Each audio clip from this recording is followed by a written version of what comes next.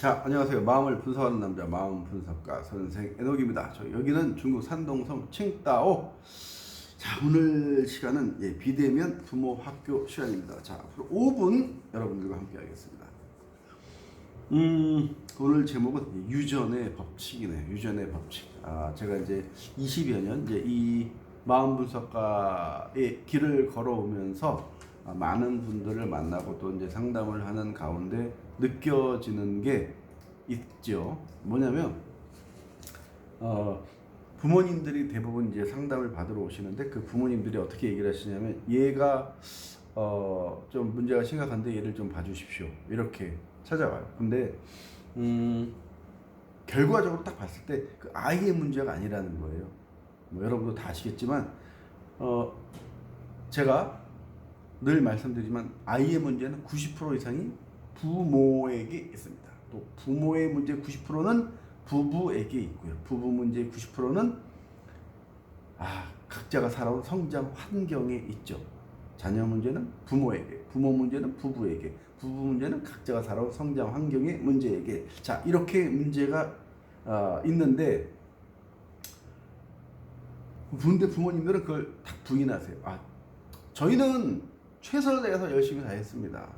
그런데 우리 아이가 좀 문제가 심각한 것 같습니다. 우리 아이 좀 상담 좀 해주십시오. 이렇게 오는데 저는 이제 아이 상담을 하고 아이의 상황에 대해서 이렇게 말씀을 드리고 그 다음에 이거는 이제 부모의 문제가 있는데 영향이 있는데 한번 부모 검사를 한번 받아보시죠. 해서 저는 이제 내면 반응 검사, 분노 조절 검사, 그 다음에 부모 양육 태도 검사 이렇게 딱 검사를 해보면 그분들이 고개를 숙이세요. 왜냐하면 거기에 본인들의 문제들이 아주 그냥 셀 수 없이 깨알같이 이렇게 막 나오거든요. 자, 그러면 저는 이제 그때 이제 이런 이야기를 하죠.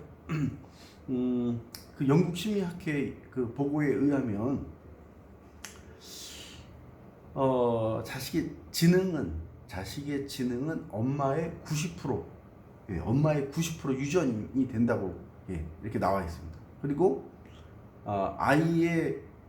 그리고 이제 아이의 사회성 이런 것들은 아빠의 90%가 유전이 된다 이렇게 나와 있는데, 자, 이 이야기는 뭐냐면은 지능은 또 사회성은 각각 부모로 인해 이렇게 유전이 되는데, 그러면 부모 교육을 엄마 혼자 할 것이냐, 응? 엄마 혼자 할 것이냐, 그게 아니에요.